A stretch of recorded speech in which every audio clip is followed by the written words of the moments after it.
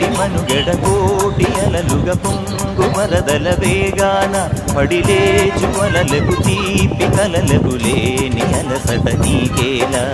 నల్ల నల్ల నీడలోన ఎల్లకిల్ల పడ్డట్టున్న అల్లు మల్లు ఆకాశాన చుక్కల్లు